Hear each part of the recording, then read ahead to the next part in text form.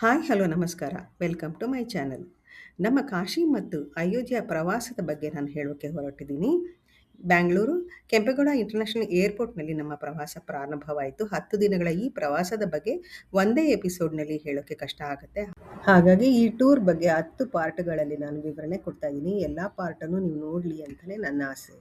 ನಮ್ಮ ಪ್ರವಾಸದಲ್ಲಿ ಇದ್ದಂತಹ ಊರುಗಳ ಹೆಸರು ಲಕ್ನೋ, ಉತ್ತರ ಪ್ರದೇಶ್, ನೈಮಿಷಾರಣ್ಯ, ಅಯೋಧ್ಯ, ಚಕ್ರತೀರ್ಥ, ಚಿತ್ರಕೂಟ, ಪ್ರಯಾಗರಾಜ್, ರಾಮ್‌ಘಾಟ್, ವಿಷ್ಣುಪಾದ, ಕಾಶಿ, ಗಯಾ, ಬುದ್ಧಗಯಾ, ರಾಜಗಿರ್, ನಳಂದ ಯೂನಿವರ್ಸಿಟಿ ಮತ್ತು ಪಾಟ್ನಾ.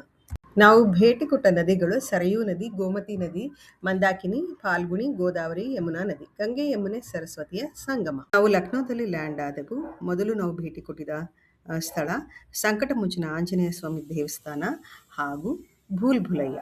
ಹಿಂದೂ ಸಂತ ನೀಮ್ ಕರೋಳಿ ಬಾಬಾ ಅವರು ಲಕ್ನೋದ ಗೋಮತಿ ನದಿಯ ದಡದಲ್ಲಿ ಈ ದೇವಾಲಯವನ್ನು ನಿರ್ಮಾಣ ಮಾಡಿ ಅಭಿವೃದ್ಧಿ ಪಡಿಸಿದರು ಅಂತ ಹೇಳಲಾಗುತ್ತೆ. ಈ ಒಂದು ಪ್ರದೇಶದಲ್ಲಿ ಶ್ರೀರಾಮ, ಸೀತಾ, ಲಕ್ಷ್ಮೀ, ಸಾಯಿಬಾಬಾ, ಸಂಕಟಮೋಚನ ಆಂಜನೇಯ ಸ್ವಾಮಿ ದೇವಸ್ಥಾನ, ಗಣಪತಿ ಹೀಗೆ ಅನೇಕ ದೇವರುಗಳ ದರ್ಶನ ಮೊದಲಿಗೆ ಶುರುವಾಗಿ ನಮ್ಮ ಪ್ರವಾಸ ಮುಂದುವರಿಯಿತು.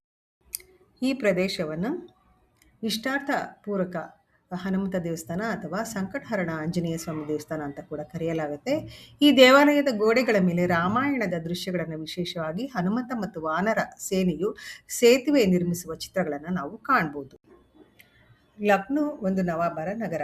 ಭೂಲ್ ಭುಲಯ್ಯ ಕಟ್ಟಡವು ಬಾರಾ ಅಥವಾ ಬಡ ಇಮಾಮ್ದಾರ್ ಮತ್ತು ಮಸೀದಿ ಸಂಕೀರ್ಣವಾಗಿದ್ದು ನವಾಬ ಅಸಫ್ ಉದ್ ದೌಲಾ ಇವರು ನಿರ್ಮಿಸಿದರು ಅಂತ ಹೇಳಲಾಗುತ್ತೆ. ಕಟ್ಟಡ ನಿರ್ಮಾಣದ ಸಮಯದಲ್ಲಿ ರಾಜ್ಯದಲ್ಲಿ ತುಂಬ ಬಡತನವಿದ್ದು ಸುಮ್ಮನೆ ಹಣ ಹಂಚಲು ಇಷ್ಟಪಡದೆ ಜನರಿಗೆ ಕೆಲಸ ಕೊಟ್ಟು ಅರಮನೆಯನ್ನು ಕಟ್ಟಲು ಈ ರಾಜ ಪ್ರೇರೇಪಿಸಿದನು.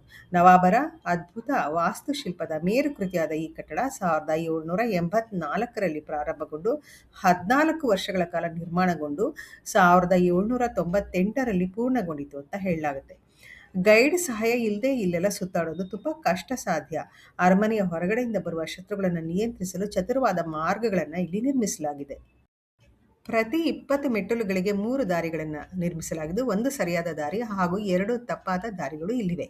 ಆಕ್ರಮಣಕಾರರನ್ನು ದಾರಿ ತಪ್ಪಿಸುವ ಸಲುವಾಗಿ ಹಾಗೂ ಅವರು ಸುಲಭವಾಗಿ ಅರಮನೆಯನ್ನು ಪ್ರವೇಶಿಸಲು ಆಗದಂತೆ ಇಲ್ಲಿ ಗೊಂದಲಕ್ಕೀಡಾಗುವಂತೆ ನಿರ್ಮಾಣಗೊಂಡಿದೆ.